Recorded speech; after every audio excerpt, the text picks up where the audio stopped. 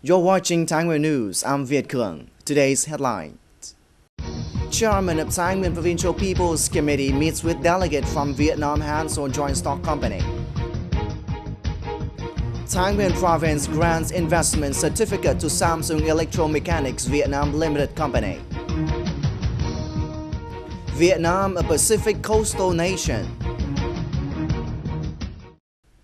On October 2nd, Nguyen Provincial Peoples Committee held a ceremony to award investment certificate to Samsung Electromechanics Vietnam Limited Company.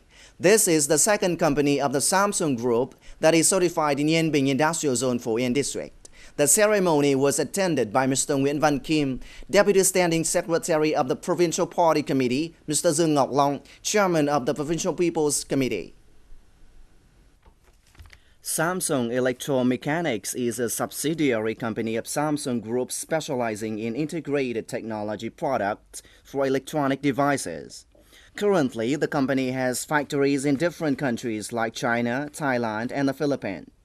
Samsung Electromechanics Vietnam Limited Company is implementing investment projects in Yên Binh Industrial Zone 1 for District with a total investment capital of nearly 26,000 billion Vietnam dong, which is equivalent to $1,330 million.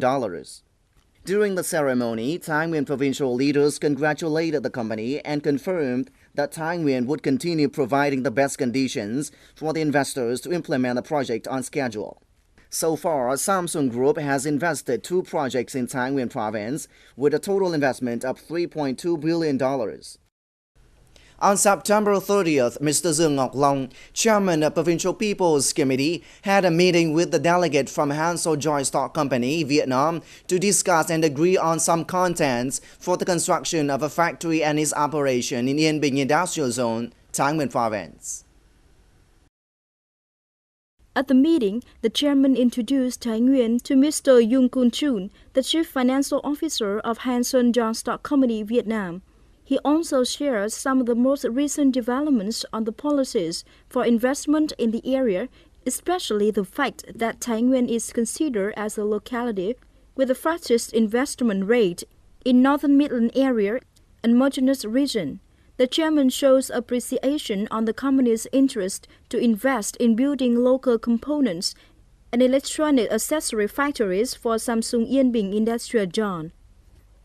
In return, Mr. Nguyen, on behalf of the company he represents, thanked the provincial leaders and other agencies for their support in creating favorable conditions for investment promotion activities in the province. He also mentions his company's request that Nguyen Province will support the acceleration of administrative procedures to expeditiously begin the construction of the factory this October 2013 and help the company complete licensing procedures, training issues, labor recruitment, and other requirements in the soonest possible time. Nguyen provincial leaders, the representative of concerned departments, and Yên Binh Company pledged to create these favorable conditions for an early operation of Hansol project. To promote propaganda on safeguarding the country's sovereignty on its seas and islands, Nguyen Radio and Television is happy to announce the opening of a forum in the news program about seas and island sovereignty protection, which will be broadcast once a week, every Thursday on both channels TN1 and TN2. It will also be aired simultaneously on radio stations and will be posted on the website nguyen.tv.vn. In today's program, we'd like all of you to keep track of the first volume entitled Vietnam, a Pacific Coastal Nation.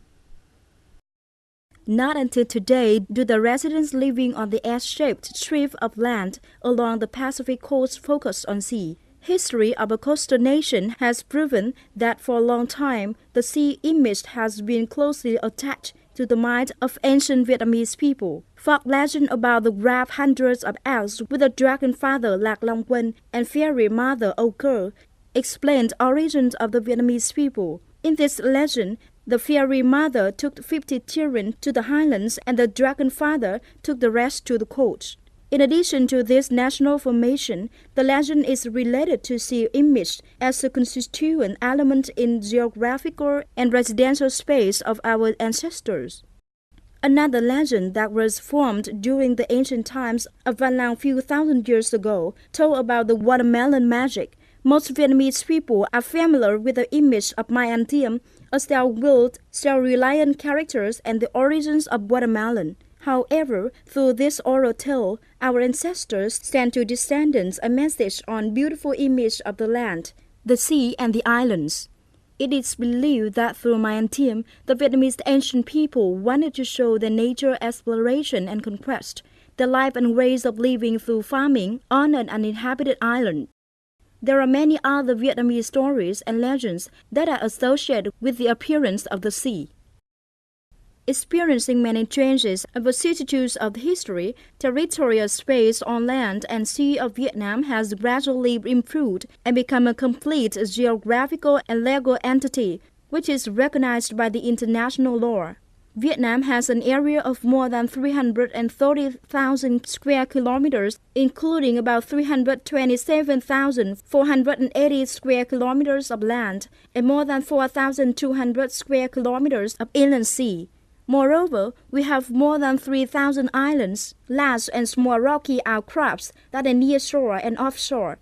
Two large archipelagos, Hoàng Sa, that consist of 30 islands, coral reefs, and small rocky outcrops, and Trường Sa concentrates about 100 small rocky outcrops and small islands. Vietnam Sea covers an area of over 1 million square kilometers, and 28 over 63 provinces and cities are located along the coast. As the key geographic location, Vietnam is the country that is three-phase adjacent to the sea. In particular, the South China Sea serves as the link, not only in economy but also in defense, because the history has proven time and again that there were 10 over 14 invasions to Vietnam from the sea. The South China Sea is one of the 6 largest in the world, linking the Pacific to the Indian Ocean. Also, Vietnam is the country with more than 3,260 kilometers of coastline, stretching over 13 latitudes. According to the United Nations Convention on the South China Sea Law in 1982, Vietnam has an exclusive economic zone and a wide continental shelf, which is 3 times more than its land area. In identifying the nature and requirements of the current situation, Vietnam's sea strategies by the year 2020 has confirmed make our country become a strong marine nation and enrich from the sea. We'll bring you more stories of the series in the next programs, and now let's take a look at some other news. On October 1st, Mr. Nguyen, member of Thái Nguyên Provincial Party Standing Committee, Vice Chairman of Provincial Peoples Committee, and his delegation paid a visit to check land clearance progress at the old National Highway No. 3 of the second stage, Sông Công Phổ Yên route and the Yên Bình intersection project of Thái Nguyên Hanoi Expressway.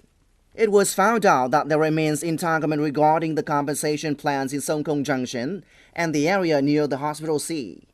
Meanwhile, the cleared sections are having drainage system built along 2 sides of the road.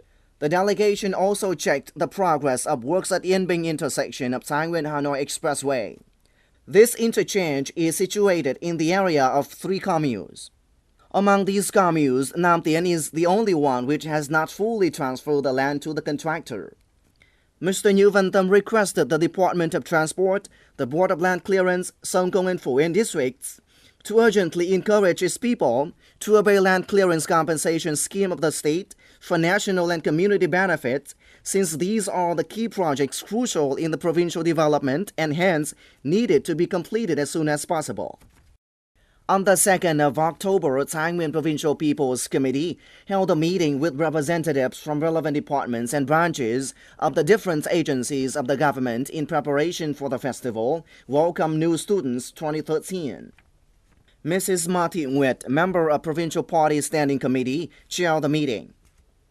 This is a timely event to pay homage and encourage outstanding students who fared fairly well in the entrance exam 2013 and to commend individuals with excellent achievements in the movement Students Do 5 Good Things, as well as the movement students from poor family background who are able to study well in spite of difficulties.